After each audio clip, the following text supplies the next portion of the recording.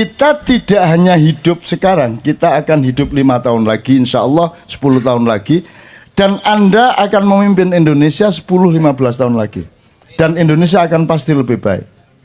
Dan mereka yang sekarang menguasai Anda tidak dengan mudah seperti mereka menguasai pemimpin-pemimpinmu hari ini. Mereka sekarang hamba sahaya dari dragon-dragon, tapi Anda bukan hamba sahaya. Anda adalah manusia Indonesia baru. Bagaimana mungkin Anda tidak percaya diri?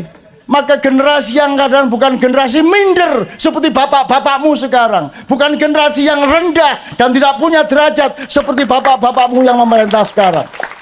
Kamu bukan pemerintah yang hamba sahaya, kamu subjek, kamu adalah fa'il, kamu adalah pemimpin dari dunia. Saya ingin mengatakan sama Anda ini usianya itu disebut usia milenial. Usia Anda ini 20 katakanlah ya, naik turun dikit sampai 30 naik turun sedikit. Ya. Dia sama saya jiwanya yang milenial. Kecenderungannya adalah nasionalisme Anda lebih tinggi dari para kakak maupun bapak Anda.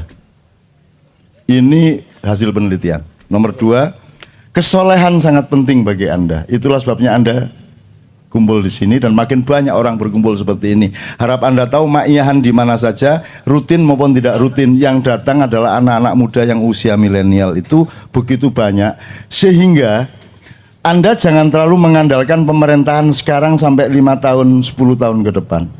Jadi Anda harus punya, kalau mau memperjuangkan sesuatu, Anda harus tahu bahwa oke, untuk 2 tahun ke depan perolehannya paling segini, tapi saya sudah set up untuk ada perolehan kemaslahatan yang lebih tinggi, tapi membutuhkan waktu lebih panjang. Anda harus punya paling tidak 3 jangka. Nah, yang memimpin sekarang ini adalah orang-orang usia yang sudah tidak sama-sama Anda. Disiplinnya, akuntansinya, kesadarannya, kepekaannya. Mereka punya web, mereka masuk internet juga, tapi cara berpikir mereka masih pra-internet. Mereka bisa IT juga dikit-dikit, tapi cara berpikir mereka belum IT. Anda ini sudah manusia IT. Anda sudah memiliki disiplin yang agak berbeda dengan mereka. Anda lihat, pedagang-pedagang, pengusaha-pengusaha muda, entrepreneur muda, itu sekarang usianya 16, 17, 18, yang jual tahu bulat itu anak-anak sangat remaja. Jadi kita akan punya Indonesia masa depan insya Allah lebih bagus karena manusianya. Satu, kesolehan penting bagi mereka. Nomor 2, nasionalismenya lebih tinggi. Nomor 3, entrepreneurship-nya lebih tinggi daripada kakak dan bapak mereka. Dan mereka inilah orang-orangnya. Jadi saya tidak menghitung yang sekarang-sekarang ini. Kalau sekarang ini kan sudah, coba yang bisa bikin puisi terlanjur judulnya. Udah apa saja kasih kata terlanjur. Tinggal kamu daftar. Ngerti nggak maksud saya? Apa wes? Bagaimana keadaanmu sekarang? Ya, terlanjur. Gimana gubernurmu? Ya, terlanjur. Presidenmu? Ya, terlanjur. Pokoknya semua. Gimana ibadahmu selama ini? Ya, terlanjur, kacau kemarin. Nah, kita tidak hanya hidup sekarang, kita akan hidup 5 tahun lagi, insya Allah 10 tahun lagi. Dan Anda akan memimpin Indonesia 10-15 tahun lagi. Dan Indonesia akan pasti lebih baik. Dan mereka yang sekarang menguasai Anda tidak dengan mudah seperti mereka menguasai pemimpin-pemimpinmu hari ini. Mereka sekarang hamba sahaya dari dragon-dragon, tapi Anda bukan hamba sahaya. Anda adalah manusia Indonesia baru. Anda punya cara berpikir. Jadi kan saya pernah pesan 4 ya. 1, akidah dan akhlak. Jadi ketuhanan dan moralmu harus beres. Nomor 2, Anda harus militeristik kepada diri Anda. Berani kerja keras, berani kurang tidur, dan Anda saya latih toh untuk tidak tidur. Ya toh? Seluruh Indonesia loh ini, kayak gini nih. Sampai sekarang anak SMP, anak SD sudah ikut ma'iyahan, dan jam 3 pagi masih gitu. Anak SD. Ya, Anda lihat sendiri di mana-mana, di Gresik, di Malang, di mana begitu. Anda Kopassus Anda dan jaga. Anda Anda punya jiwa militer kepada dirimu sendiri, tapi Anda adalah penyayang kepada orang lain. Itu ya, itu syarat yang kedua. Syarat ketiga, Anda harus paham akuntansi. Anda harus punya muhasabah. Anda punya perhitungan berbeda dengan kemarin. Sekarang anak-anak masih kuliah sudah bisa kaya raya melalui bisnis online, melalui ada inovasi-inovasi baru, panganan macam-macam. Baru-baru semua, betul enggak? Ono kodok campur gatul, ono wah semua macam-macam. Walah, wah makanan baru macam-macam. Itu jangan dilihat makanannya, dilihat bahwa ada gejala kreativitas baru pada anak-anak muda. Dan itu di mana-mana, Mas. Di mana-mana, Mas. Anda ke Jogja sekarang, itu perkembangannya 3-4 kali lipat dibanding 5 tahun yang lalu. Karena anak-anak muda. Makanya saya senang ketemu Anda supaya saya tidak terlalu ketinggalan zaman. Dan saya sedang ngecek diriku, kalau aku masih kompatibel padamu, berarti aku masih tidak saya nggak kudet. Lawannya kudet apa? Jadi saya juga tidak boleh, saya juga harus bisa ngoprek. Saya juga bisa harus smartphone. Nggak hanya jailbreak. Itu saya install Android di iPhone. Mau apa kamu? Kamu pikir nggak bisa? Kamu pikir nggak bisa? Kamu jangan terlalu remehkan saya. Saya dulu ketika komputer baru mulai, kira-kira 90-an pertengahan, itu baru DOS. Jadi komputernya gede, disketnya tuh gede gini 256 kilobyte. Itu untuk DOS masukin nanti C-prom ditarik, masukin CD-WS atau C-write untuk ngetik tik. Belum ada mega. Setahun kemudian baru ada disket 1,2 megabyte. Dan yang bisa cuma saya di seluruh kantor Detik waktu itu. Bukan detik.com ya, detik waktu detik manual. Dan ini karena teman-teman tidak mau belajar, pokoknya saya yang dimintai tolong untuk booting DOS, setelah itu masukin C-write atau Anda kan tidak pernah tahu WS sama C-write. Pernah tahu dulu-dulu. Ya. Terus kalau di DOS itu kan ada aransemen, ada auto-exec.bat.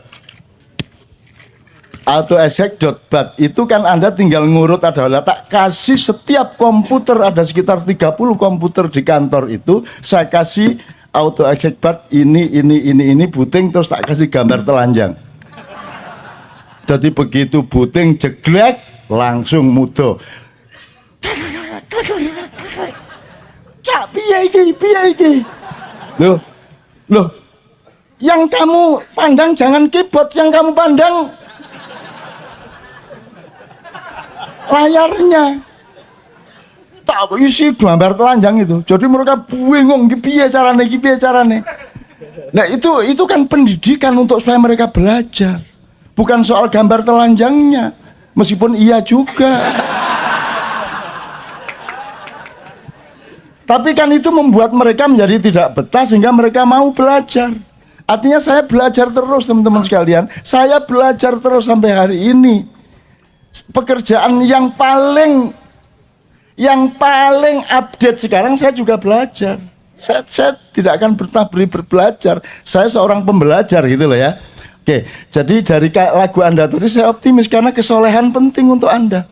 Maka tolong sekarang informasi tentang kesolehan ini tolong dibenahi, tolong dimatangkan, tolong diproporsionalkan, karena sekarang kesolehan itu disalahpahami melalui simbolisme.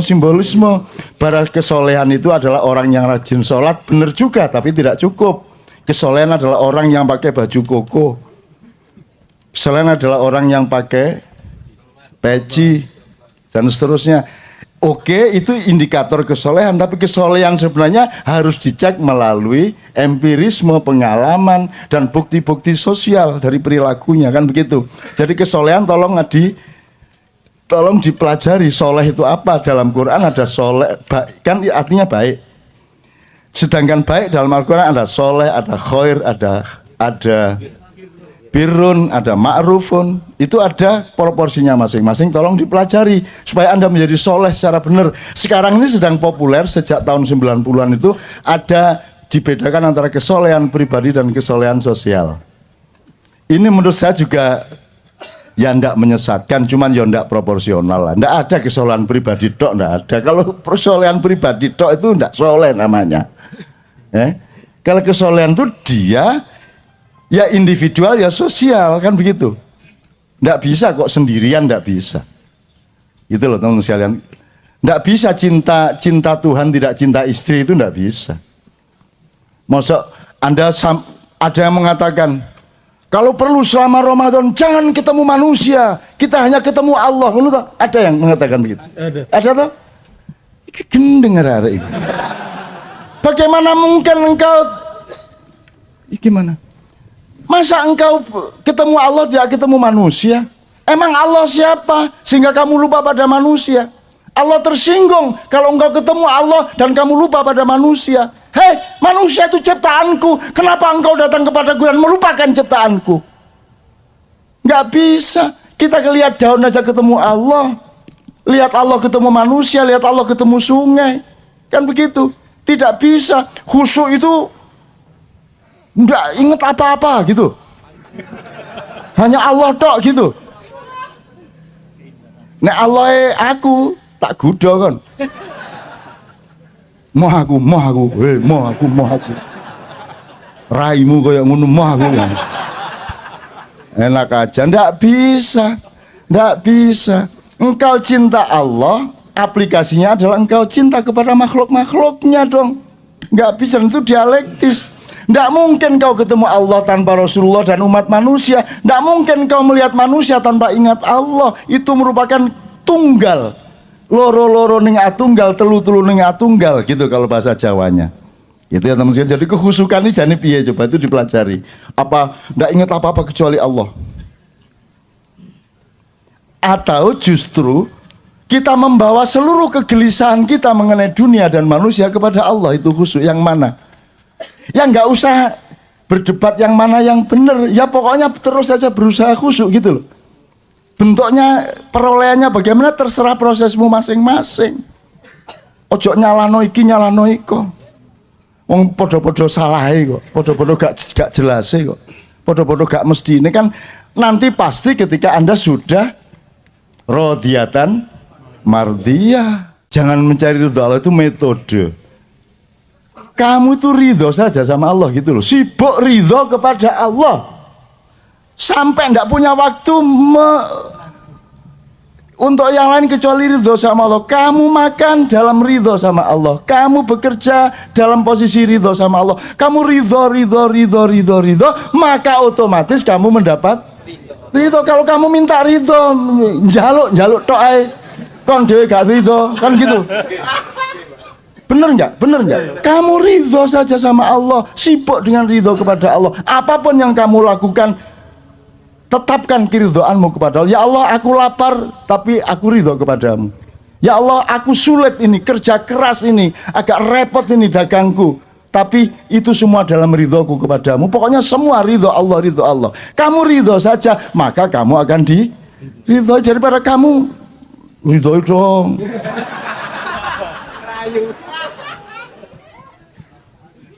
Ngerayu kayak orang Madura, sing Madura, Gusti Allah dirayu-rayu sampai niku. Tidak saya teruskan, nanti habis waktunya. Oke, bisa mereka. Sudahlah, orang Indonesia sekolahkan apa saja mereka bisa melakukan. Makanya pendidikan kurang bagus sebenarnya tidak terlalu masalah untuk bangsa Indonesia, karena Anda punya bakat yang luar biasa. Anda ini aksani takwim nomor 1 di seluruh dunia. Gitu loh, tenanan ini. Tentara Indonesia itu di seluruh dunia kalau tugas internasional disukai semua penduduk di sana. Karena tentara Indonesia tidak hanya pinter perang, menembak dan berkelahi, mereka pinter ngomong anak, mereka pinter ngeliwet, iso nyewoki bayi, iso dandani genteng, mereka bisa apa saja. Selawatan pinter, betul enggak? Tentara Indonesia, orang Indonesia penuh bakat. Dan karena tidak ada manajemen yang menyadari penuhnya bakat Anda itu, akhirnya terjadi dismanajemen. Saking akeh kemampuannya, akhirnya tidak jelas yang mana yang dilakukan. Akhirnya kalah sama bangsa yang hanya punya satu bakat, tapi tekun dengan bakatnya. Itu kalau kamu kan ini bisa, itu bisa, akhirnya ndak tekun semuanya.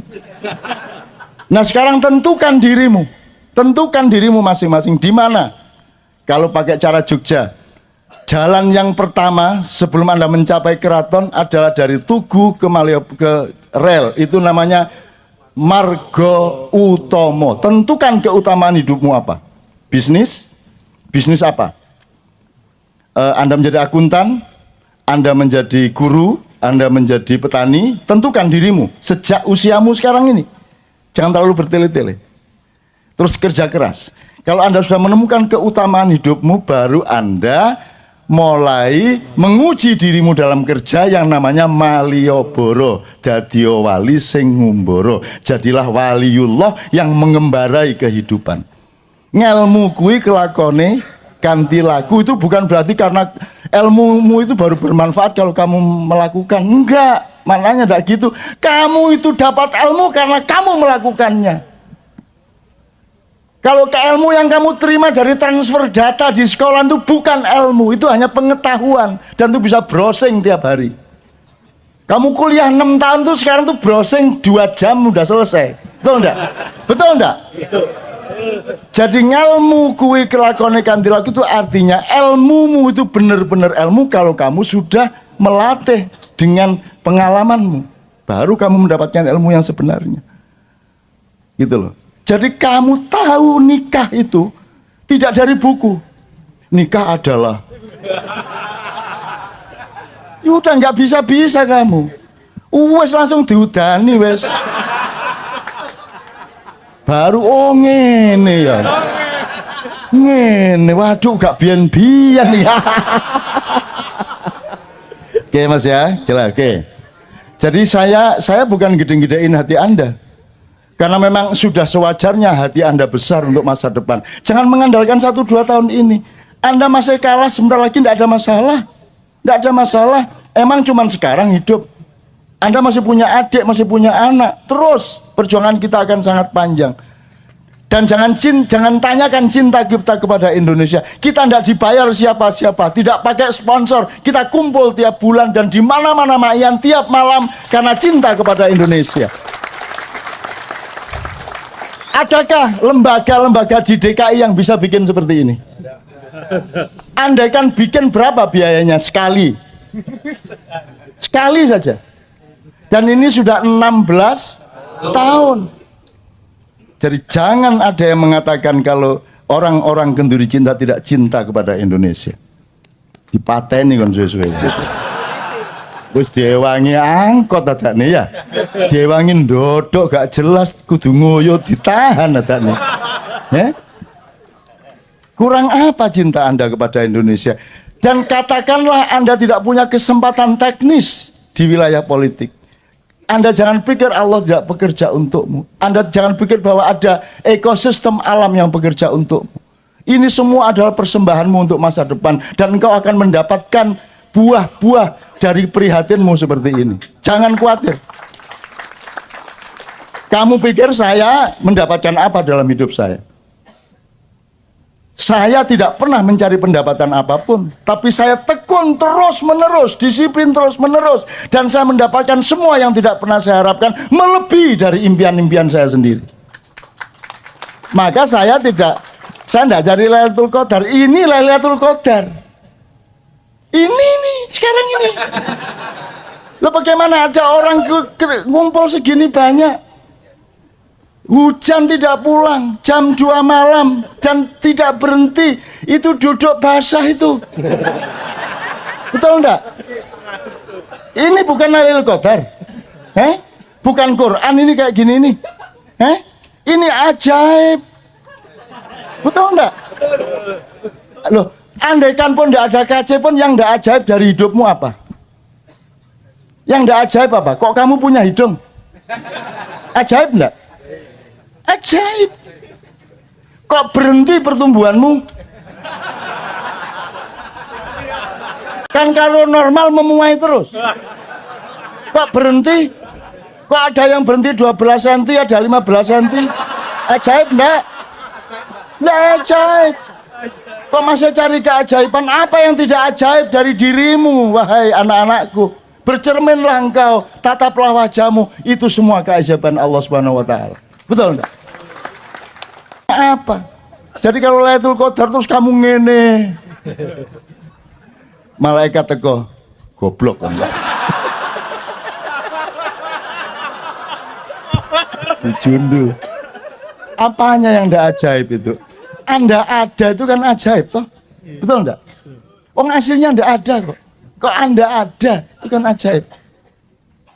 Gitu loh. Dan Anda tidak gemuk seperti Arya. Itu kan ajaib toh? Loh, ada orang makan banyak enggak gemuk, ada orang makan dikit gemuk. Ajaib apa tidak? Saya tuh selalu bayangin, hanya saya paling suka dulu kelaminmu itu. Kalau Allah tidak nggak nyetop, lah gitu aja.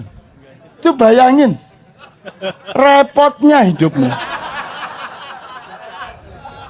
Celana jin nggak mungkin dibeli, kecuali gawede kau ubat-ubat mau. Terus disekel mendukung ini. Terus tidak nanti gini.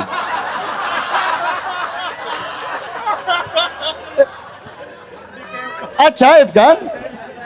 Ya Allah, kalau ada hambamu yang tidak bisa merasakan betapa ajaib semuanya ini, ya Allah, bukalah hatinya, bukalah pikirannya, supaya mereka merasakan betapa semuanya itu tidak ada yang tidak ajaib.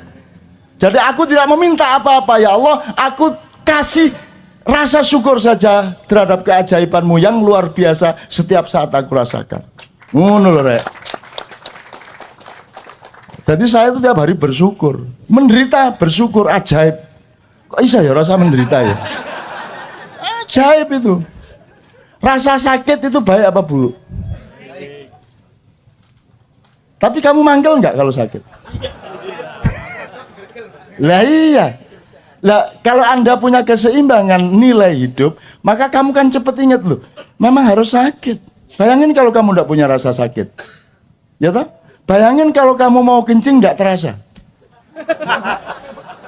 mau beol nggak terasa. Coba, ajaib nggak bahwa kamu bisa merasakan mau buang air besar? Ajaib. Bayangin kalau si itu tak dihilangkan sama Allah. Moro-moro mulang di kelas ya tak telotok ya bang. Iya nek mulang di kelasnya sidang kabinet. Lah kursi ini jembret cabenya. Jadi teman-teman sekalian sekarang ndak usah susah-susah toh, rasa syukur itu begitu mudahnya toh. Dan tiap saat kan kita bersyukur. Kan begitu. Oke. Dari sini tuh tadi, dari Mas siapa tadi?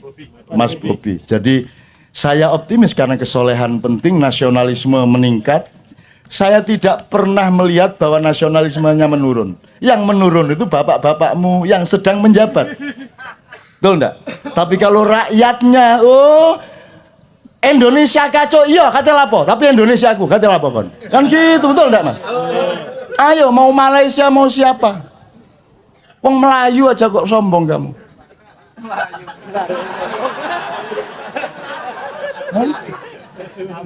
Kabur. Ada dua macam Melayu, kabur atau Melayu. Kenapa tidak menguat? Kenapa tidak mengembang? Loh, orang Indonesia itu tidak perlu biaya besar untuk gembira. Bisa apa bisa melawan? Siapa yang lebih cepat bikin sesuatu di medsos melebihi orang Indonesia? Baru kejadian setengah jam yang lalu tersebar mbuh apa enggak sing gak itu. Ya ta Mas? Reaksinya langsung gitu. Ada bom gitu langsung ada video tukang sate gini. Ya. Itu dikagumi di seluruh dunia. Ya apa wong Indonesia ya? Ya apa coba. Coba Mas ya, Anda lihat tetek sepur itu. Tetek sepur itu apa? Simbangan rel sama jalan. Entah di Jakarta, kalau di Jogja atau di daerah itu Anda lihat, ini kan dua jalur. Di depan jalur, di depan pagar ini separuh-separuh apa penuh? Di sini kedua jalur penuh, di sini penuh. Teorinya tabrakan. Pernah tabrakan enggak? Coba lihat itu, setiap ada apa? Perlintasan kereta kan penuh. Begitu ini buka, jalan. Ini orang aneh ini Indonesia ini. Lo kok iso lo? Kok iso itu loh? Kalau lihat caranya motor, weng. Sudah jelas ini lampu merah ini bareng. Ini di kiri. Begitu hijau, seret ke sini. Betul enggak, Mas? Atau gini, seret. Apakah sakit jantung yang dilewati? Enggak. Biasanya dia juga begitu, enggak? Indonesia. Jadi kalau melihat kacaunya lalu lintas hidup di Indonesia yang tampak langsung di lalu lintas dan juga di birokrasi, juga di apa saja, seharusnya kan sudah tabrak Anda karu-karuan. Tapi angka kecelakaan lalu lintas di Indonesia sangat rendah. Kenapa? Karena manusianya ajaib. Itu saya tiap hari itu loh, kadang-kadang mimpi lah, iya ini dua jalur, kereta lewat, ini dua jalur. Begitu keretanya pergi, loh kok bisa ya? Kok bisa itu loh? Coba besok ya kamu lihat ya, loh kok bisa itu loh? Di mana-mana di seluruh dunia itu tabrakan, di sini enggak. Ada Allah, masya Allah. Jadi hati-hati ya, banyak jin di Indonesia, banyak yang ikut bekerja, banyak yang mensupport manusia. Kasihan rakyat ini, kasihan. Akhirnya jinnya, yo. Akhirnya jinnya ikut menyelamatkan. Oke, mudah-mudahan Anda terjawab juga. Artinya saya setuju, tidak ada masalah Anda berpendapat ini baik, itu baik dan seterusnya, monggo. Cuman nomor satu, benahi cara berpikirmu. Jadi 4 tadi satu, tolong ingat. Akidah ikhlak. Jadi hubunganmu sama Tuhan sama manusia secara moral beres. Nomor 2, militer kepada dirimu sendiri, cinta sayang kepada orang lain. Nomor 3, muhasabah, akuntansi, hitung semuanya secara tartil. Nomor 4, IT. Barang siapa menguasai IT, dia menguasai masa depan. Kamu belum menguasai IT, kamu masih menjadi konsumen IT sekarang. Betul enggak? Mulai sekarang kreatif, Anda harus jadi subjek, Anda harus yang ngatur, bukan Anda diatur. Seharusnya Facebook nanti ada yang baru lahir dari Indonesia. Gitu ya. Handphone itu yang paling laris di Indonesia, nanti pabriknya harus ada di Indonesia. Servis handphone itu, Anda pergi ke Helsinki dulu zaman Nokia, saya di sana, Finlandia, itu pusatnya Nokia. Anda pergi ke Seoul, Samsung. Anda pergi ke Silicon Valley, Anda pergi ke pusat-pusat handphone, itu cari tukang servis nggak ada. Di sini nih, sak dalan nih, 30. Ada yang sekolah? Ada yang kursus? Ada kursus servis handphone? Nggak ada, langsung bisa.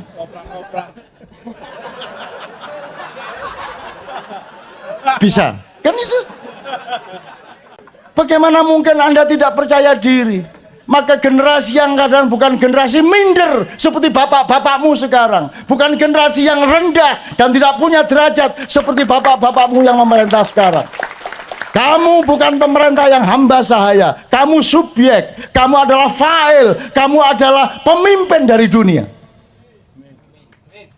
Ojo meneh dunia, handphone sih nggak jelas sih loh.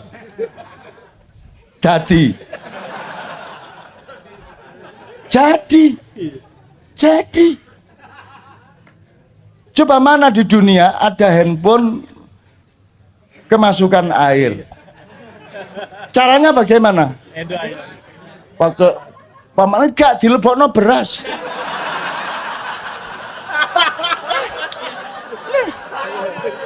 Dan itu sangat efektif. Dilebokno beras. Ajaib. Itu beneran. Dan itu banyak sekali yang ide-ide seperti itu. Coba tanya super truk itu. Mana ada yang taat sama dokter? Dia bikin ramuan sendiri. Gitu. Saya termasuk. Saya itu terlanjur waktu saya penyair seumur Anda, saya umur 9, 17, 18 ke atas itu saya sangat miskin dan sering sakit karena begadang terus kurang makan. Akhirnya saya ketemunya di Colgin. Jadi kalau sudah terpaksa saya minum di Colgin. Kalau sampai 2 itu saya langsung ngantuk. Akhirnya kesadaran orang kalau memang harus menggunakan obat itu kan bagaimana mengurangi dosis, jangan membiarkan dosisnya meningkat. Jadi kalau kemarin 2 butir baru sembuh, sekarang 1 butir harus sembuh. Mungkin agak lambat tapi saya lawan. Lama-lama setengah butir. Lama-lama enggak pakai, lama-lama bisa sembuh. Sekarang karena sering terpaksa, karena saya ma'iyahan terus, ini nanti jam 4 ya saya langsung ke airport. Besok malam saya acara lagi di mana, bukan mau cepat lusa. Besok itu di Exchange Square. Pagi saya harus ke teman-teman dokter gigi dan seterusnya. Saya terus, maka saya kadang-kadang terpaksa di Colgin, tapi jangan dipikir saya butuh di Colgin. Di Colgin itu saya pidatoi. Saya loro poai di Colgin. Sakit apa saja di Colgin, serak di Colgin. Pusing di Colgin. Apa saja di Colgin, pokoknya gin ngono aku. Pokoknya aku rada terpaksa iki, ya kon ngewangi aku ya nggih, tak ubah tadi. Lah iya Mas. Dan itu bukan karya saya, di desa saya itu pil KB itu untuk obat ayam sakit. Lah temenan. Kan enggak ada budaya minum pil di desa. Lah kok sama BKKBN dikasih pil untuk keluarga berencana. Akhirnya entah siapa yang memulai, ada ayamnya kok gini-gini dikasih pil sembuh. Jadi ternyata pil KB itu gunanya untuk menyembuhkan ayam. Dan itu berlaku sampai sekarang. Waduh PT Kulor Doloro duwe pil KB tegak. Coba itu, that is Indonesia. Kita tidak hanya hidup sekarang, kita akan hidup 5 tahun lagi, insya Allah 10 tahun lagi. Dan Anda akan memimpin Indonesia 10-15 tahun lagi. Dan Indonesia akan pasti lebih baik. Dan mereka yang sekarang menguasai Anda tidak dengan mudah seperti mereka menguasai pemimpin-pemimpinmu hari ini. Mereka sekarang hamba sahaya dari dragon-dragon. Tapi Anda bukan hamba sahaya. Anda adalah manusia Indonesia baru. Bagaimana mungkin Anda tidak percaya diri? Maka generasi yang kadang bukan generasi minder seperti bapak-bapakmu sekarang. Bukan generasi yang rendah dan tidak punya derajat seperti bapak-bapakmu yang memerintah sekarang. Kamu bukan pemerintah yang hamba sahaya. Kamu subjek. Kamu adalah fa'il. Kamu adalah pemimpin dari dunia. Saya ingin mengatakan sama Anda ini usianya itu disebut usia milenial. Usia Anda ini 20 katakanlah ya, naik turun dikit sampai 30 naik turun sedikit. Ya.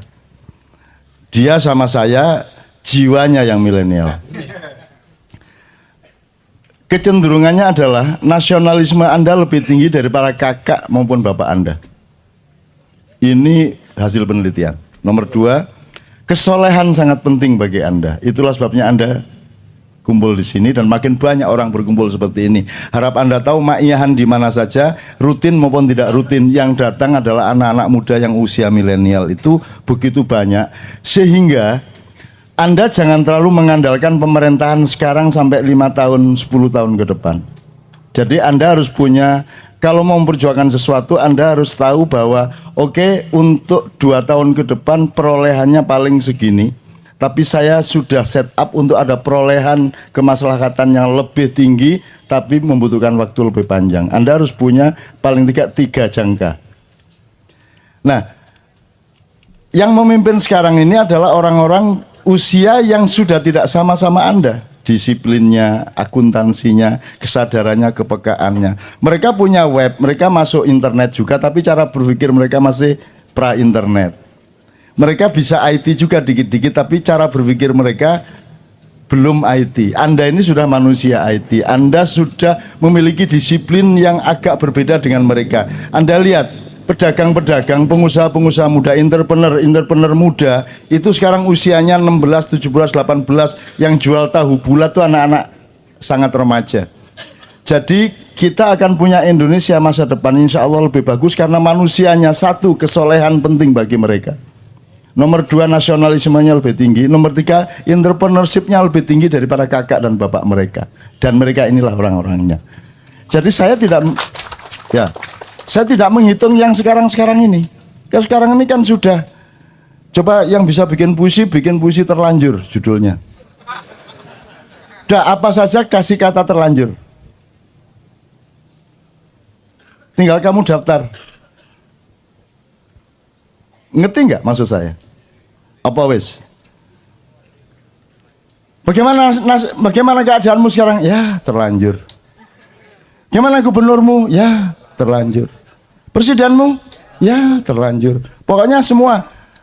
Gimana ibadahmu selama ini? Ya terlanjur, kacau kemarin. Nah, kita tidak hanya hidup sekarang, kita akan hidup 5 tahun lagi, insya Allah 10 tahun lagi. Dan Anda akan memimpin Indonesia 10-15 tahun lagi. Dan Indonesia akan pasti lebih baik.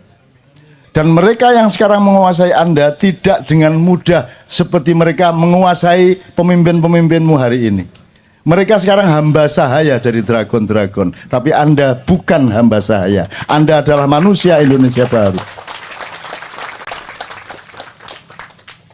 Anda punya cara berpikir. Jadi kan saya pernah pesan 4 ya. 1, akidah dan akhlak. Jadi ketuhanan dan moralmu harus beres. Nomor 2, Anda harus militeristik kepada diri Anda. Berani kerja keras, berani kurang tidur, dan Anda saya latih toh untuk tidak tidur. Ya toh? Seluruh Indonesia loh ini, kayak gini nih. Sampai sekarang anak SMP, anak SD sudah ikut maiyahan, dan jam 3 pagi masih gitu. Anak SD. Ya, Anda lihat sendiri di mana-mana, di Gresik, di Malang, di mana begitu. Anda Kopassus Anda dan jaga. Anda punya jiwa militer kepada dirimu sendiri, tapi Anda adalah penyayang kepada orang lain. Itu ya, itu syarat yang kedua. Syarat ketiga, Anda harus paham akuntansi. Anda harus punya muhasabah. Anda punya perhitungan berbeda dengan kemarin. Sekarang anak-anak masih kuliah sudah bisa kaya raya melalui bisnis online, melalui ada inovasi-inovasi baru, panganan macam-macam, baru-baru semua, betul enggak? Ono kodok campur gatul, ono semua macam-macam. Wah, makanan baru macam-macam. Itu jangan dilihat makanannya, dilihat bahwa ada gejala kreativitas baru pada anak-anak muda. Dan itu di mana-mana, Mas. Di mana-mana, Mas. Anda ke Jogja sekarang, itu perkembangannya 3-4 kali lipat dibanding 5 tahun yang lalu. Karena anak-anak muda. Makanya saya senang ketemu Anda supaya saya tidak terlalu ketinggalan zaman. Dan saya sedang ngecek diriku, kalau aku masih kompatibel padamu, berarti aku masih saya nggak kudet. Lawannya kudet apa? Jadi saya juga tidak boleh, saya juga harus bisa ngoprek. Saya juga harus smartphone. Nggak hanya jailbreak. Itu saya install Android di iPhone, mau apa kamu? Kamu pikir nggak bisa? Kamu pikir nggak bisa? Kamu jangan terlalu remehkan saya. Saya dulu ketika komputer baru mulai kira-kira 90-an pertengahan itu baru DOS. Jadi komputernya gede, disketnya tuh gede gini 256 kilobyte. Itu untuk DOS masukin nanti C-prom ditarik, masukin CD WS atau C-write untuk ngetik tik. Belum ada mega. Setahun kemudian baru ada disket 1,2 megabyte. Dan yang bisa cuma saya di seluruh kantor Detik waktu itu. Bukan detik.com ya, detik waktu detik manual. Dan ini karena teman-teman tidak mau belajar, pokoknya saya yang dimintai tolong untuk booting DOS, setelah itu masukin C-write atau Anda kan tidak pernah tahu WS sama C-write. Pernah tahu dulu-dulu. Ya. Terus kalau di DOS itu kan ada aransemen, ada auto exec.bat. Auto exec.bat itu kan Anda tinggal ngurut, ada tak kasih setiap komputer, ada sekitar 30 komputer di kantor itu, saya kasih auto exec.bat ini booting, terus tak kasih gambar telanjang. Jadi begitu booting jeglek langsung mudo. Cak piye iki? Loh, yang kamu pandang jangan keyboard, yang kamu pandang layarnya. Tak isi gambar telanjang itu. Jadi mereka bingung piye carane. Nah, itu kan pendidikan untuk supaya mereka belajar. Bukan soal gambar telanjangnya. Meskipun iya juga. Tapi kan itu membuat mereka menjadi tidak betah sehingga mereka mau belajar. Artinya saya belajar terus teman-teman sekalian. Saya belajar terus sampai hari ini. Pekerjaan yang paling update sekarang saya juga belajar. Saya tidak akan pernah berbelajar. Saya seorang pembelajar gitu loh ya. Oke, jadi dari lagu Anda tadi saya optimis karena kesolehan penting untuk Anda. Maka tolong sekarang informasi tentang kesolehan ini tolong dibenahi, tolong dimatangkan, tolong diproporsionalkan, karena sekarang kesolehan itu disalahpahami melalui simbolisme. Bahwa kesolehan itu adalah orang yang rajin sholat, benar juga, tapi tidak cukup. Kesolehan adalah orang yang pakai baju koko. Kesolehan adalah orang yang pakai peci dan seterusnya. Oke, itu indikator kesolehan, tapi kesolehan sebenarnya harus dicek melalui empirisme, pengalaman, dan bukti-bukti sosial dari perilakunya, kan begitu. Jadi kesolehan tolong dipelajari, soleh itu apa. Dalam Quran ada soleh, kan artinya baik. Sedangkan baik dalam Al-Quran ada soleh, ada khair, ada birrun, ada ma'rufun. Itu ada proporsinya masing-masing, tolong dipelajari supaya Anda menjadi soleh secara benar. Sekarang ini sedang populer sejak tahun 90-an itu ada dibedakan antara kesolehan pribadi dan kesolehan sosial. Ini menurut saya juga ya ndak menyesatkan, cuman ya ndak proporsional lah. Ndak ada kesolehan pribadi tok, ndak ada. Kalau kesolehan pribadi tok itu ndak soleh namanya. Kalau kesolehan itu dia ya individual ya sosial, kan begitu. Ndak bisa kok sendirian, ndak bisa. Gitu loh teman-teman sekalian. Ndak bisa cinta Tuhan tidak cinta istri, itu ndak bisa. Masa ada yang mengatakan kalau perlu selama Ramadan jangan ketemu manusia, kita hanya ketemu Allah. Ada yang mengatakan begitu? Ada toh? Gendeng arek iki. Bagaimana mungkin engkau gimana? Masa engkau ketemu Allah tidak ketemu manusia? Emang Allah siapa sehingga kamu lupa pada manusia? Allah tersinggung kalau engkau ketemu Allah dan kamu lupa pada manusia. Hei, manusia itu ciptaanku, kenapa engkau datang kepadaku dan melupakan ciptaanku? Nggak bisa. Kita lihat daun aja ketemu Allah, lihat Allah ketemu manusia, lihat Allah ketemu sungai, kan begitu. Tidak bisa. Khusyuk itu nggak inget apa-apa gitu, hanya Allah tok gitu. Nek Allah aku tak gudo kan. Moh aku. Raimu kayak ngono moh aku. Enak aja, ndak bisa. Nggak bisa. Engkau cinta Allah, aplikasinya adalah engkau cinta kepada makhluk-makhluknya dong. Nggak bisa, itu dialektis. Nggak mungkin kau ketemu Allah tanpa Rasulullah dan umat manusia. Nggak mungkin kau melihat manusia tanpa ingat Allah. Itu merupakan tunggal. Loro-loro ning atunggal, telu-telu ning atunggal gitu kalau bahasa Jawanya. Itu ya teman-teman. Jadi kehusukan ini jane piye, coba itu dipelajari. Apa nggak ingat apa-apa kecuali Allah?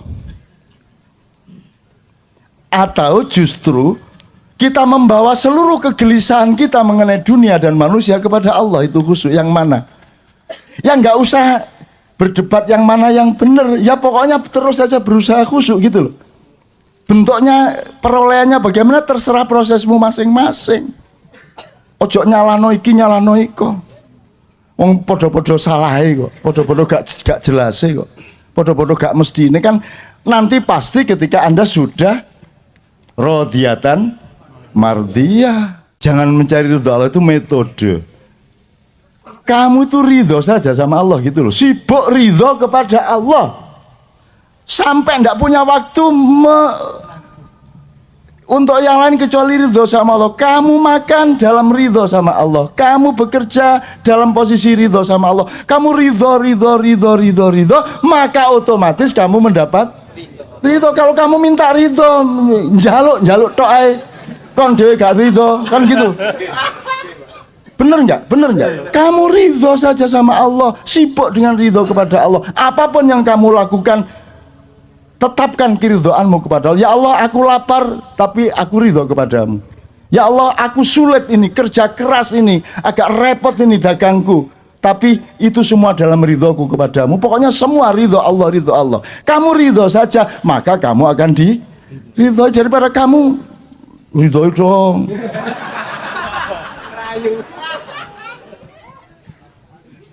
Ngerayu kayak orang Madura. Sing Madura. Gusti Allah dirayu-rayu. Sampean niku. Tidak saya teruskan, nanti habis waktunya. Oke, bisa mereka. Sudahlah, orang Indonesia sekolahkan apa saja mereka bisa melakukan. Makanya pendidikan kurang bagus sebenarnya tidak terlalu masalah untuk bangsa Indonesia, karena Anda punya bakat yang luar biasa. Anda ini aksani takwim nomor 1 di seluruh dunia. Gitu loh, tenanan itu. Tentara Indonesia itu di seluruh dunia kalau tugas internasional disukai semua penduduk di sana. Karena tentara Indonesia tidak hanya pinter perang, menembak dan berkelahi. Mereka pinter ngomong anak. Mereka pinter ngeliwet. Iso nyewoi bayi, iso dandani genteng, mereka bisa apa saja. Selawatan pinter, betul enggak? Tentara Indonesia, orang Indonesia penuh bakat. Dan karena tidak ada manajemen yang menyadari penuhnya bakat Anda itu, akhirnya terjadi dismanajemen. Saking akeh kemampuannya, akhirnya tidak jelas yang mana yang dilakukan. Akhirnya kalah sama bangsa yang hanya punya satu bakat, tapi tekun dengan bakatnya. Itu kalau kamu kan ini bisa, itu bisa, akhirnya ndak tekun semuanya. Nah sekarang tentukan dirimu masing-masing di mana. Kalau pakai cara Jogja, jalan yang pertama sebelum Anda mencapai keraton adalah dari Tugu ke ke rel. Itu namanya margo utomo. Tentukan keutamaan hidupmu apa. Bisnis apa? Anda menjadi akuntan, Anda menjadi guru, Anda menjadi petani. Tentukan dirimu sejak usiamu sekarang ini. Jangan terlalu bertele-tele. Terus kerja keras. Kalau Anda sudah menemukan keutamaan hidupmu, baru Anda mulai menguji dirimu dalam kerja yang namanya maliyoboro. Dadio wali sing ngumboro. Jadilah waliullah yang mengembarai kehidupan. Ngelmu kui kelakone ganti laku, itu bukan berarti karena ilmumu itu baru bermanfaat kalau kamu melakukan. Enggak, maknanya enggak gitu. Kamu itu dapat ilmu karena kamu melakukannya. Kalau ilmu yang kamu terima dari transfer data di sekolah itu bukan ilmu, itu hanya pengetahuan, dan itu bisa browsing tiap hari. Kamu kuliah 6 tahun tuh sekarang tuh browsing 2 jam udah selesai. Betul enggak? Betul enggak? Jadi ngelmu kuwi kelakone kanthi laku itu artinya ilmumu itu benar-benar ilmu kalau kamu sudah melatih dengan pengalamanmu. baru kamu mendapatkan ilmu yang sebenarnya. Gitu loh. Jadi kamu tahu nikah itu tidak dari buku. Nikah adalah. Ya udah nggak bisa kamu. Wes langsung diudani wes. Baru oh ngene ya. Ngene, waduh gak bian-bian ya. Oke Mas ya, jelas oke. Jadi saya bukan gede-gedein hati Anda. Karena memang sudah sewajarnya hati Anda besar untuk masa depan. Jangan mengandalkan 1-2 tahun ini. Anda masih kalah sebentar lagi tidak ada masalah. Tidak ada masalah. Emang cuman sekarang hidup. Anda masih punya adik, masih punya anak. Terus perjuangan kita akan sangat panjang. Dan jangan tanyakan cinta kita kepada Indonesia. Kita tidak dibayar siapa-siapa, tidak pakai sponsor. Kita kumpul tiap bulan dan di mana-mana mayan tiap malam karena cinta kepada Indonesia. Adakah lembaga-lembaga di DKI yang bisa bikin seperti ini? Andaikan bikin berapa biayanya sekali? Sekali saja. Dan ini sudah 16 tahun. Jadi jangan ada yang mengatakan kalau orang-orang Kenduri Cinta tidak cinta kepada Indonesia. Dipateni kon suwe-suwe. Wis diewangi angkot adane ya.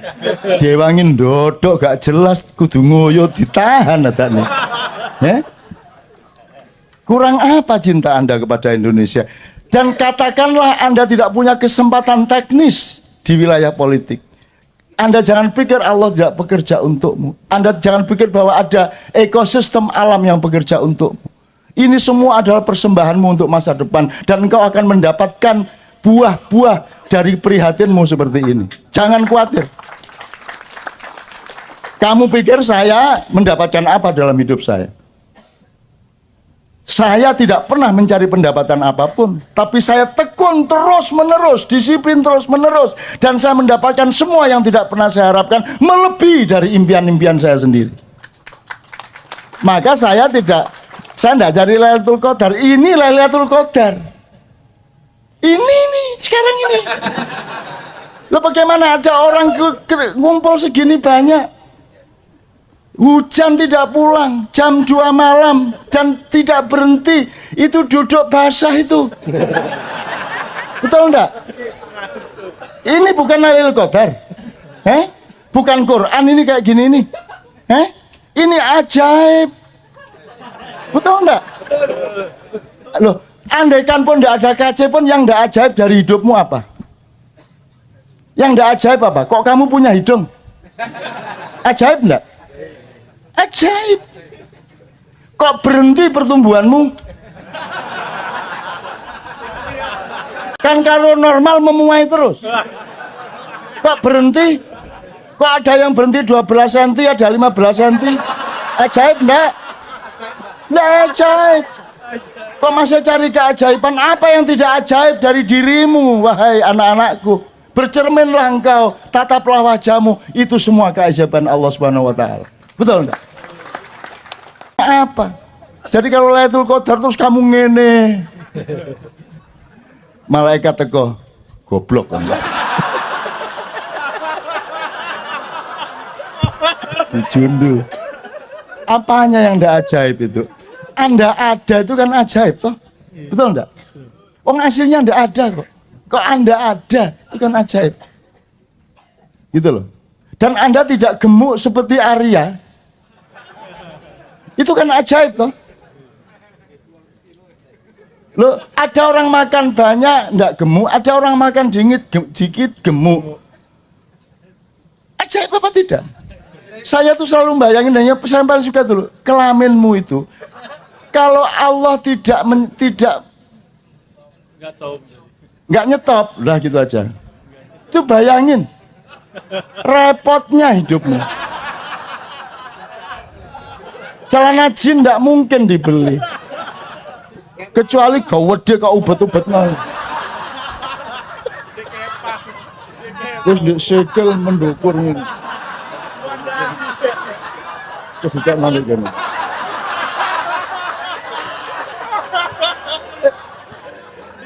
Ajaib kan? Ya Allah, kalau ada hambamu yang tidak bisa merasakan betapa ajaib semuanya ini, ya Allah, bukalah hatinya, bukalah pikirannya, supaya mereka merasakan betapa semuanya itu tidak ada yang tidak ajaib. Jadi aku tidak meminta apa-apa, ya Allah, aku kasih rasa syukur saja terhadap keajaibanmu yang luar biasa setiap saat aku rasakan. Ngono lho, Rek.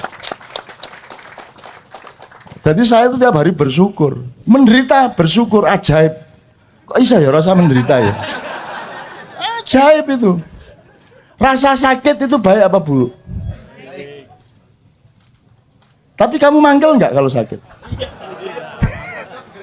Lah iya. Lah kalau Anda punya keseimbangan nilai hidup, maka kamu kan cepet ingat loh, memang harus sakit. Bayangin kalau kamu nggak punya rasa sakit, ya toh? Bayangin kalau kamu mau kencing nggak terasa. Mau beol enggak terasa, coba. Ajaib enggak bahwa kamu bisa merasakan mau buang air besar? Ajaib. Bayangin kalau si itu tak dihilangkan sama Allah. Moro-moro mulang di kelas ya tak telotok ya bang. Iya nek mulang di kelasnya sidang kabinet. Lah kursinya jembret cabenya.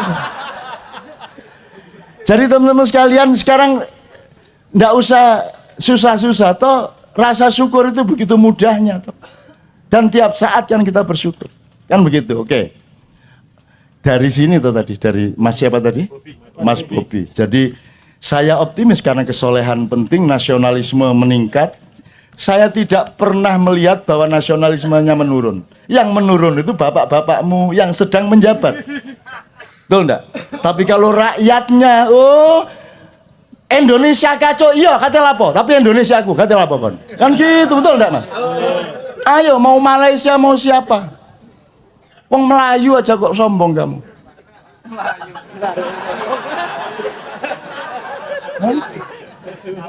Kabur. Ada dua macam Melayu, kabur atau Melayu. Kenapa tidak menguat? Kenapa tidak mengembang? Loh, orang Indonesia itu tidak perlu biaya besar untuk gembira. Bisa apa bisa melawan? Siapa yang lebih cepat bikin sesuatu di medsos? Melebihi orang Indonesia. Baru kejadian setengah jamnya lalu tersebar. Mbah apa enggak itu. Ya Mas. Reaksinya langsung gitu. Ada bom gitu langsung ada video tukang sate gini. Ya. Itu dikagumi di seluruh dunia. Ya apa wong Indonesia. Ya apa coba. Coba Mas ya. Anda lihat tetek sepur itu. Tetek sepur itu apa? Simbangan rel sama jalan. Entah di Jakarta, kalau di Jogja atau di daerah itu Anda lihat ini kan dua jalur. Di depan pagar ini separuh apa penuh? Di sini kedua jalur penuh, di sini penuh. Teorinya tabrakan. Pernah tabrakan enggak? Coba lihat itu, setiap ada apa? Perlintasan kereta kan penuh. Begitu ini buka, jalan. Ini orang aneh ini Indonesia ini. Lo kok iso lo? Kok iso itu loh? Kalau lihat caranya motor, wah. Sudah jelas ini lampu merah ini bareng. Ini di kiri. Begitu hijau, seret ke sini. Betul enggak Mas? Atau gini, seret. Apakah sakit jantung yang dilewati? Enggak. Biasanya dia juga begitu Pak. Indonesia. Jadi kalau melihat kacaunya lalu lintas hidup di Indonesia yang tampak langsung di lalu lintas dan juga di birokrasi, juga di apa saja, seharusnya kan sudah tabrak anda karu-karuan. Tapi angka kecelakaan lalu lintas di Indonesia sangat rendah. Kenapa? Karena manusianya ajaib. Itu saya tiap hari itu loh, kadang-kadang mimpi lah, iya ini 2 jalur, kereta lewat, ini 2 jalur. Begitu keretanya pergi, loh kok bisa ya? Kok bisa itu loh? Coba besok ya kamu lihat ya, loh kok bisa itu loh? Di mana-mana di seluruh dunia itu tabrakan, di sini enggak. Ada Allah, masya Allah, masya Allah. Jadi hati-hati ya, banyak jin di Indonesia, banyak yang ikut bekerja, banyak yang mensupport manusia. Kasihan rakyat ini, kasihan. Akhirnya jinnya, ayo, yo. Akhirnya jinnya ikut menyelamatkan. Oke, mudah-mudahan Anda terjawab juga. Artinya saya setuju, tidak ada masalah Anda berpendapat ini baik, itu baik, dan seterusnya, monggo. Cuman nomor 1, benahi cara berpikirmu. Jadi 4 tadi 1, tolong ingat. Akidah ikhlak. Jadi hubunganmu sama Tuhan, sama manusia secara moral beres. Nomor 2, militer kepada dirimu sendiri, cinta, sayang kepada orang lain. Nomor 3, muhasabah, akuntansi, hitung semuanya secara tartil. Nomor 4, IT. Barang siapa menguasai IT, dia menguasai masa depan. Kamu belum menguasai IT, kamu masih menjadi konsumen IT sekarang. Betul enggak? Mulai sekarang kreatif, Anda harus jadi subjek, Anda harus yang ngatur, bukan Anda diatur. Seharusnya Facebook nanti ada yang baru lahir dari Indonesia. Gitu ya. Handphone itu yang paling laris di Indonesia, nanti pabriknya harus ada di Indonesia. Servis handphone itu, Anda pergi ke Helsinki dulu zaman Nokia, saya di sana, Finlandia, itu pusatnya Nokia. Anda pergi ke Seoul, Samsung. Anda pergi ke Silicon Valley, Anda pergi ke pusat-pusat handphone, itu cari tukang servis nggak ada. Di sini nih, sak dalan nih, 30. Ada yang sekolah? Ada yang kursus? Ada kursus servis handphone? Nggak ada, langsung bisa.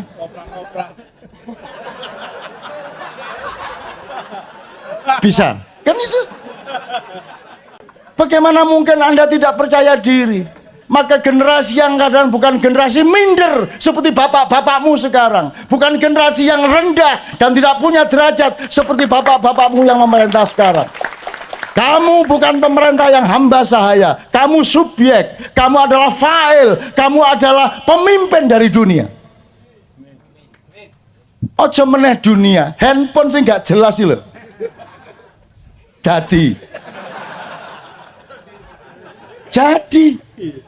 Jadi, coba mana di dunia ada handphone kemasukan air? Caranya bagaimana? Waktu paman gak dilebokno beras.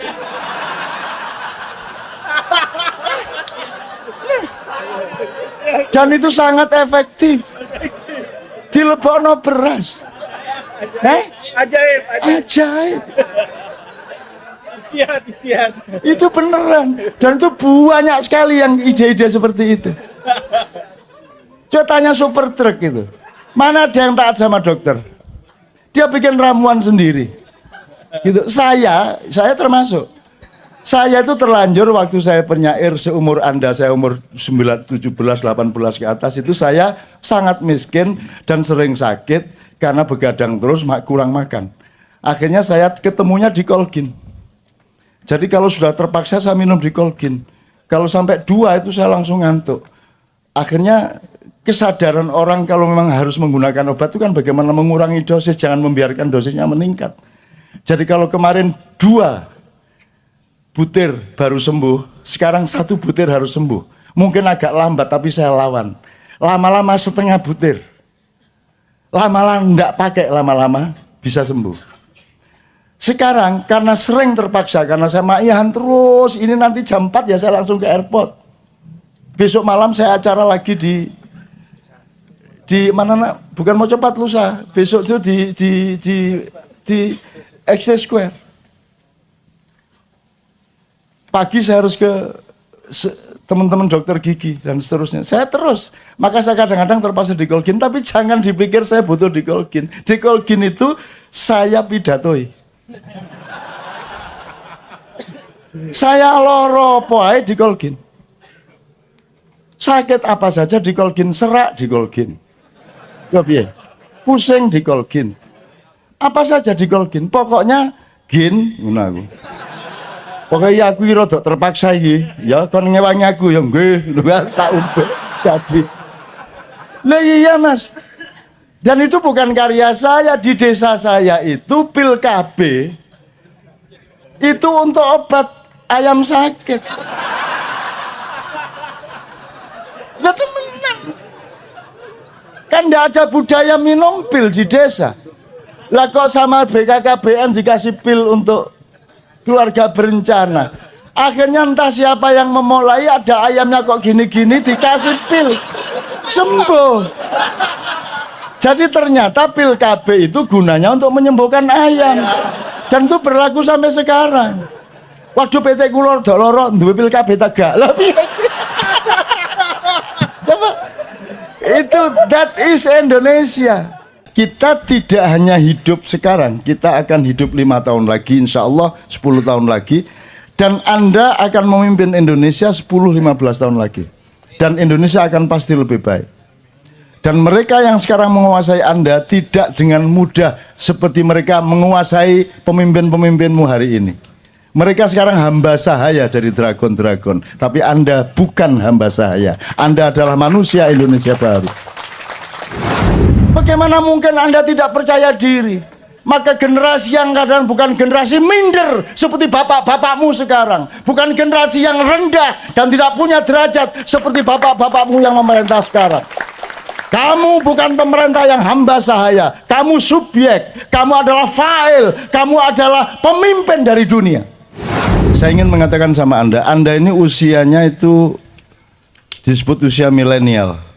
Usia Anda ini 20 katakanlah ya, naik turun dikit sampai 30 naik turun sedikit. Ya. Dia sama saya jiwanya yang milenial. Kecenderungannya adalah nasionalisme Anda lebih tinggi dari para kakak maupun bapak Anda. Ini hasil penelitian.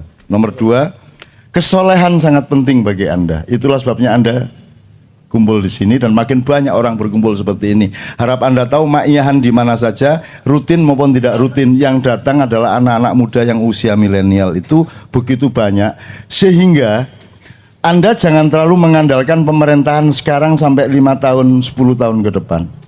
Jadi Anda harus punya, kalau mau memperjuangkan sesuatu, Anda harus tahu bahwa oke, untuk 2 tahun ke depan perolehannya paling segini. Tapi saya sudah set up untuk ada perolehan kemaslahatan yang lebih tinggi, tapi membutuhkan waktu lebih panjang. Anda harus punya paling tidak 3 jangka. Nah, yang memimpin sekarang ini adalah orang-orang usia yang sudah tidak sama-sama Anda. Disiplinnya, akuntansinya, kesadarannya, kepekaannya. Mereka punya web, mereka masuk internet juga, tapi cara berpikir mereka masih pra-internet. Mereka bisa IT juga dikit-dikit, tapi cara berpikir mereka belum IT. Anda ini sudah manusia IT. Anda sudah memiliki disiplin yang agak berbeda dengan mereka. Anda lihat, pedagang-pedagang, pengusaha-pengusaha muda, entrepreneur muda, itu sekarang usianya 16, 17, 18, yang jual tahu bulat itu anak-anak sangat remaja. Jadi kita akan punya Indonesia masa depan insya Allah lebih bagus karena manusianya satu, kesolehan penting bagi mereka. Nomor 2, nasionalismenya lebih tinggi. Nomor 3, entrepreneurship-nya lebih tinggi daripada kakak dan bapak mereka. Dan mereka inilah orang-orangnya. Jadi saya tidak menghitung yang sekarang-sekarang ini. Yang sekarang ini kan sudah, coba yang bisa bikin puisi terlanjur judulnya. Udah apa saja kasih kata terlanjur. Tinggal kamu daftar. Ngerti nggak maksud saya? Apa wis? Bagaimana keadaanmu sekarang? Ya, terlanjur. Gimana gubernurmu? Ya, terlanjur. Presidenmu? Ya, terlanjur. Pokoknya semua. Gimana ibadahmu selama ini? Ya, terlanjur, kacau kemarin. Nah, kita tidak hanya hidup sekarang, kita akan hidup 5 tahun lagi, insya Allah 10 tahun lagi, dan Anda akan memimpin Indonesia 10-15 tahun lagi, dan Indonesia akan pasti lebih baik. Dan mereka yang sekarang menguasai Anda tidak dengan mudah seperti mereka menguasai pemimpin-pemimpinmu hari ini. Mereka sekarang hamba sahaya dari dragon-dragon, tapi Anda bukan hamba sahaya. Anda adalah manusia Indonesia baru. Anda punya cara berpikir. Jadi kan saya pernah pesan empat ya. Satu, akidah dan akhlak. Jadi ketuhanan dan moralmu harus beres. Nomor 2, Anda harus militeristik kepada diri Anda. Berani kerja keras, berani kurang tidur, dan Anda saya latih toh untuk tidak tidur. Ya toh? Seluruh Indonesia loh ini, kayak gini nih. Sampai sekarang anak SMP, anak SD sudah ikut maiyahan, dan jam 3 pagi masih gitu. Anak SD. Ya, Anda lihat sendiri di mana-mana, di Gresik, di Malang, di mana begitu. Anda Kopassus Anda dan jaga. Anda punya jiwa militer kepada dirimu sendiri, tapi Anda adalah penyayang kepada orang lain. Itu ya, itu syarat yang kedua. Syarat ketiga, Anda harus paham akuntansi. Anda harus punya muhasabah. Anda punya perhitungan berbeda dengan kemarin. Sekarang anak-anak masih kuliah sudah bisa kaya raya melalui bisnis online, melalui ada inovasi-inovasi baru, panganan macam-macam. Baru-baru semua, betul enggak? Ono kodok campur gatul, ono wah semua macam-macam. Walah wis makanan baru macam-macam. Itu jangan dilihat makanannya, dilihat bahwa ada gejala kreativitas baru pada anak-anak muda.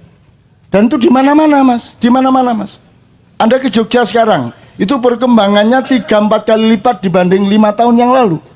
Karena anak-anak muda. Makanya saya senang ketemu Anda supaya saya tidak terlalu ketinggalan zaman. Dan saya sedang ngecek diriku, kalau aku masih kompatibel padamu, berarti aku masih tidak saya nggak kudet. Lawannya kudet apa? Jadi saya juga tidak boleh, saya juga harus bisa ngoprek. Saya juga harus smartphone, nggak hanya jailbreak. Itu saya install Android di iPhone. Mau apa kamu? Kamu pikir nggak bisa? Kamu pikir nggak bisa? Kamu jangan terlalu remehkan saya. Saya dulu ketika komputer baru mulai, kira-kira 90-an pertengahan, itu baru DOS. Jadi komputernya gede, disketnya tuh gede gini, 256 kilobyte. Itu untuk DOS, masukin nanti C-ROM ditarik, masukin CD-WS atau C-Write untuk ngetik tik. Belum ada mega. Setahun kemudian baru ada disket 1,2 megabyte. Dan yang bisa cuma saya di seluruh kantor Detik waktu itu. Bukan detik.com ya, detik waktu detik manual. Dan ini karena teman-teman enggak mau belajar, pokoknya saya yang dimintai tolong untuk booting DOS, setelah itu masukin C-Write atau Anda kan enggak pernah tahu WS sama C-Write. Pernah tahu dulu-dulu. Ya. Terus kalau di DOS itu kan ada aransemen, ada auto-exec.bat. Auto-exec.bat itu kan Anda tinggal ngurut, adalah tak kasih setiap komputer, ada sekitar 30 komputer di kantor itu, saya kasih auto-exec.bat ini booting, terus tak kasih gambar telanjang. Jadi begitu booting jeglek langsung mudo. Cak piye iki? Loh. Yang kamu pandang jangan keyboard, yang kamu pandang layarnya. Tak isi gambar telanjang itu. Jadi mereka bingung piye carane. Nah, itu kan pendidikan untuk supaya mereka belajar. Bukan soal gambar telanjangnya. Meskipun iya juga. Tapi kan itu membuat mereka menjadi tidak betah sehingga mereka mau belajar. Artinya saya belajar terus teman-teman sekalian. Saya belajar terus sampai hari ini. Pekerjaan yang paling update sekarang saya juga belajar. Saya tidak akan belajar. Saya seorang pembelajar gitu loh ya. Oke, jadi dari lagu Anda tadi saya optimis karena kesolehan penting untuk Anda. Maka tolong sekarang informasi tentang kesolehan ini tolong dibenahi, tolong dimatangkan, tolong diproporsionalkan karena sekarang kesolehan itu disalahpahami melalui simbolisme. Bahwa kesolehan itu adalah orang yang rajin sholat, benar juga tapi tidak cukup. Kesolehan adalah orang yang pakai baju koko. Kesolehan adalah orang yang pakai peci dan seterusnya. Oke, itu indikator kesolehan, tapi kesolehan sebenarnya harus dicek melalui empirisme, pengalaman, dan bukti-bukti sosial dari perilakunya, kan begitu. Jadi kesolehan tolong dipelajari. Soleh itu apa? Dalam Quran ada soleh, kan artinya baik. Sedangkan baik dalam Al-Quran ada soleh, ada khair, ada birrun, ada ma'rufun. Itu ada proporsinya masing-masing. Tolong dipelajari supaya Anda menjadi soleh secara benar. Sekarang ini sedang populer sejak tahun 90-an itu ada dibedakan antara kesolehan pribadi dan kesolehan sosial. Ini menurut saya juga ya enggak menyesatkan, cuman ya enggak proporsional lah. Enggak ada kesolehan pribadi tok, enggak ada. Kalau kesolehan pribadi tok itu enggak soleh namanya. Kalau kesolehan itu dia ya individual ya sosial, kan begitu. Nggak bisa kok sendirian, nggak bisa. Gitu loh teman-teman sekalian. Nggak bisa cinta Tuhan tidak cinta istri, itu nggak bisa. Masa ada yang mengatakan kalau perlu selama Ramadan jangan ketemu manusia, kita hanya ketemu Allah. Ada yang mengatakan begitu. Ada toh? Gendeng hari ini. Bagaimana mungkin engkau gimana? Masa engkau ketemu Allah tidak ketemu manusia? Emang Allah siapa sehingga kamu lupa pada manusia? Allah tersinggung kalau engkau ketemu Allah dan kamu lupa pada manusia. Hei, manusia itu ciptaanku, kenapa engkau datang kepadaku dan melupakan ciptaanku? Nggak bisa. Kita lihat daun aja ketemu Allah, lihat Allah ketemu manusia, lihat Allah ketemu sungai, kan begitu.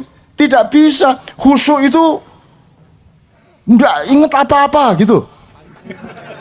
Hanya Allah tok gitu. Nek Allah aku tak gudo kan. Moh aku. Raimu kayak ngono moh aku. Enak aja, ndak bisa. Engkau cinta Allah, aplikasinya adalah engkau cinta kepada makhluk-makhluknya dong. Nggak bisa, itu dialektis. Nggak mungkin kau ketemu Allah tanpa Rasulullah dan umat manusia. Nggak mungkin kau melihat manusia tanpa ingat Allah. Itu merupakan tunggal. Loro-loro ning atunggal, telu-telu ning atunggal gitu kalau bahasa Jawanya. Gitu ya teman-teman. Jadi kehusukan ini jane piye coba itu dipelajari. Apa nggak ingat apa-apa kecuali Allah? Atau justru kita membawa seluruh kegelisahan kita mengenai dunia dan manusia kepada Allah, itu khusyuk yang mana? Ya nggak usah berdebat yang mana yang benar, ya pokoknya terus saja berusaha khusyuk gitu loh. Bentuknya, perolehannya bagaimana terserah prosesmu masing-masing. Ojo nyalano iki nyalano iko. Wong podo-podo salah kok, podo-podo gak jelas kok, podo-podo gak mesti. Ini kan nanti pasti ketika Anda sudah rodiyatan mardiyah. Jangan mencari ridho Allah, itu metode. Kamu itu ridho saja sama Allah gitu loh. Sibuk ridho kepada Allah sampai ndak punya waktu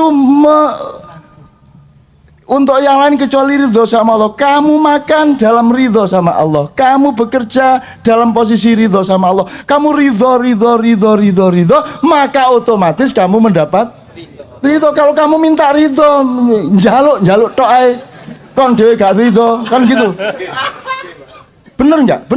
Kamu ridho saja sama Allah, sibuk dengan ridho kepada Allah. Apapun yang kamu lakukan, tetapkan keridhoanmu kepada Allah. Ya Allah, aku lapar, tapi aku ridho kepadamu.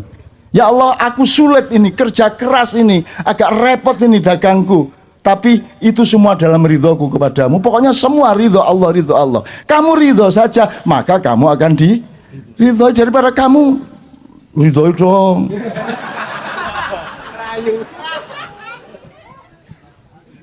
Ngerayu kayak orang Madura.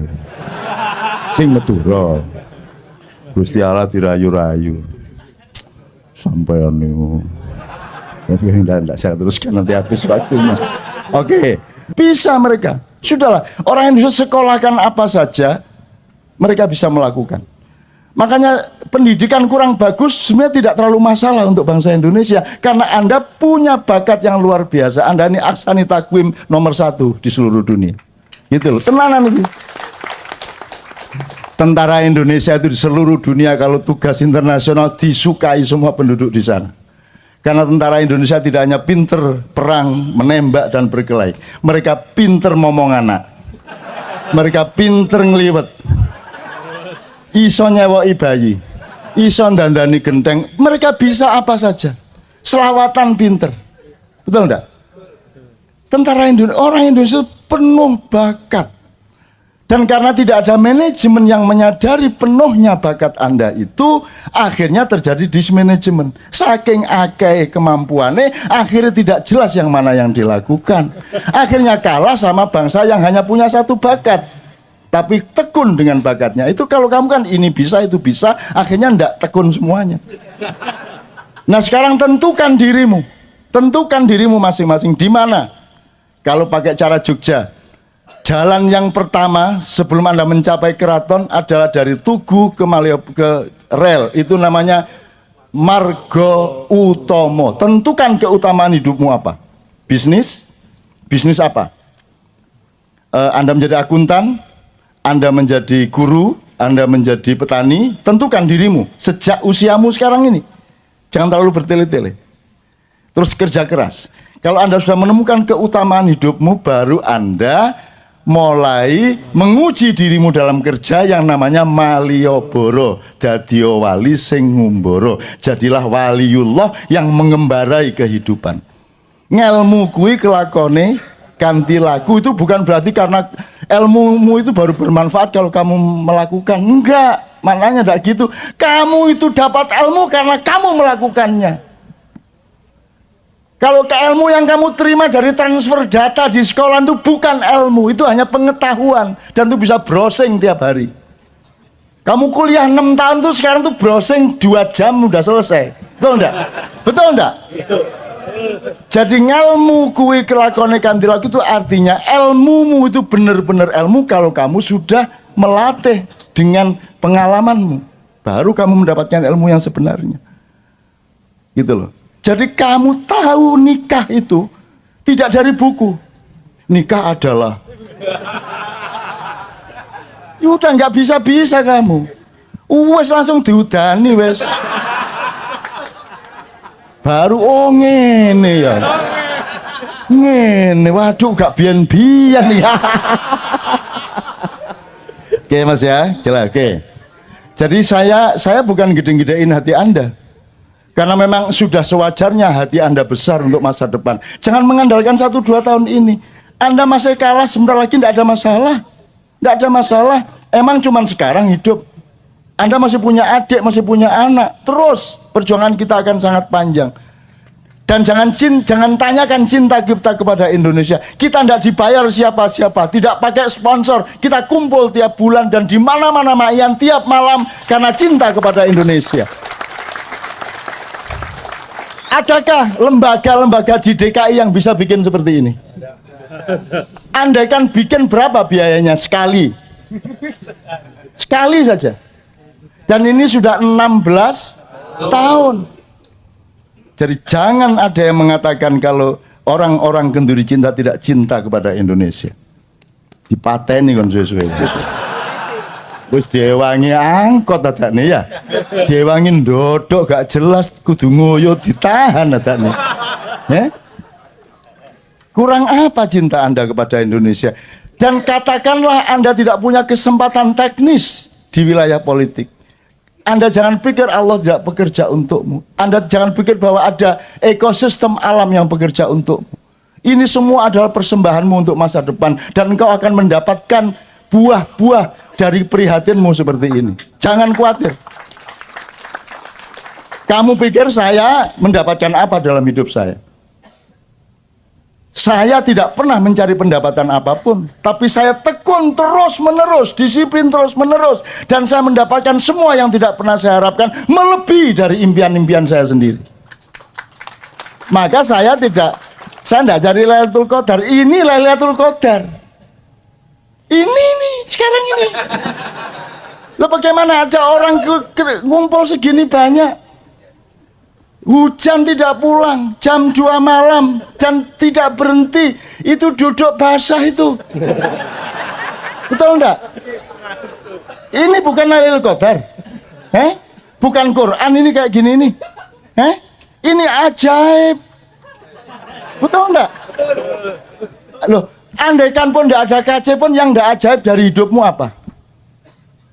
Yang enggak ajaib apa? Kok kamu punya hidung? Ajaib enggak? Ajaib. Kok berhenti pertumbuhanmu?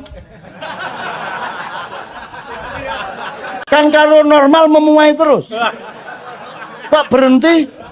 Kok ada yang berhenti 12 cm, ada 15 cm? Ajaib enggak? Enggak ajaib. Kok masih cari keajaiban? Apa yang tidak ajaib dari dirimu, wahai anak-anakku? Bercerminlah engkau, tataplah wajahmu. Itu semua keajaiban Allah Subhanahu wa Ta'ala. Betul enggak? Apa? Jadi kalau Lailatul Qadar terus kamu ngene, malaikat teko, goblok enggak? Dijundul. Apanya yang enggak ajaib itu? Anda ada itu kan ajaib toh? Betul enggak? Hasilnya enggak ada kok. Kok Anda ada itu kan ajaib. Gitu loh. Dan Anda tidak gemuk seperti Arya. Itu kan ajaib toh. Loh, ada orang makan banyak enggak gemuk, ada orang makan dikit gemuk. Ajaib apa tidak? Saya tuh selalu bayangin, hanya saya paling suka dulu, kelaminmu itu. Kalau Allah tidak enggak nyetop, udah gitu aja. Itu bayangin. Repotnya hidupmu. Celana jin tidak mungkin dibeli, kecuali gawede kau ubat-ubat mau. Terus di sekel mendukur ini. Terus tidak nangis gini.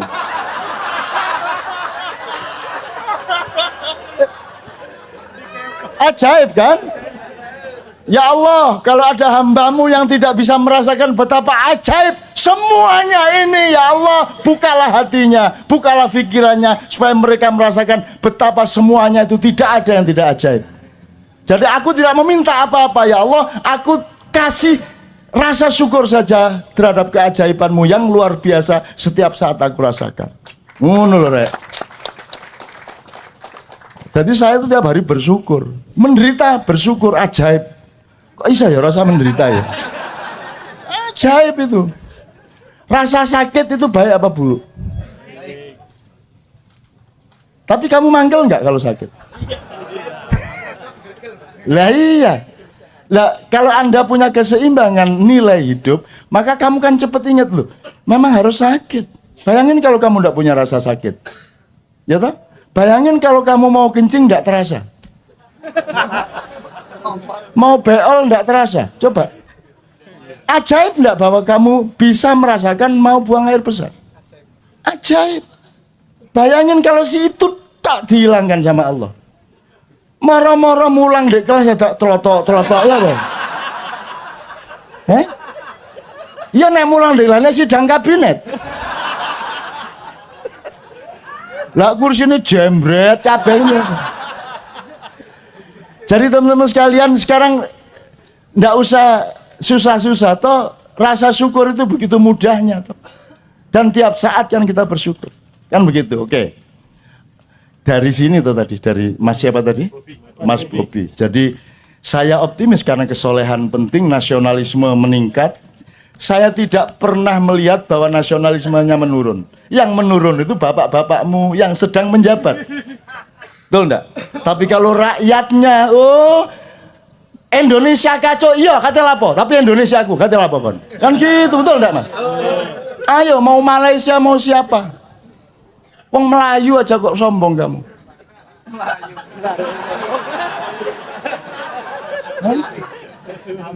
Kabur. Ada dua macam Melayu, kabur atau Melayu. Kenapa tidak menguat? Kenapa tidak mengembang? Loh, orang Indonesia itu tidak perlu biaya besar untuk gembira. Bisa apa bisa melawan?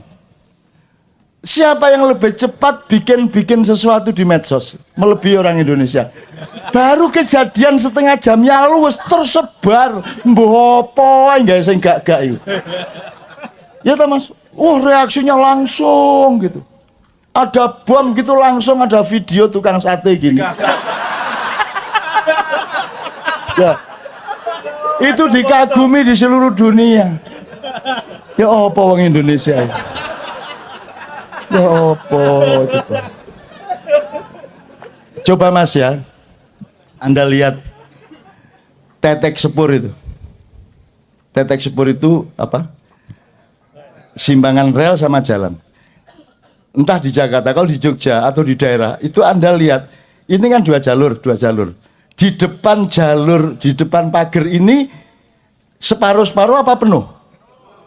Di sini kedua jalur penuh, di sini penuh.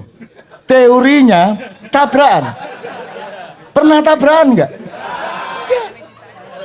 Coba lihat itu, setiap ada apa? Pelintasan kereta, kan penuh. Begitu ini buka, jalan.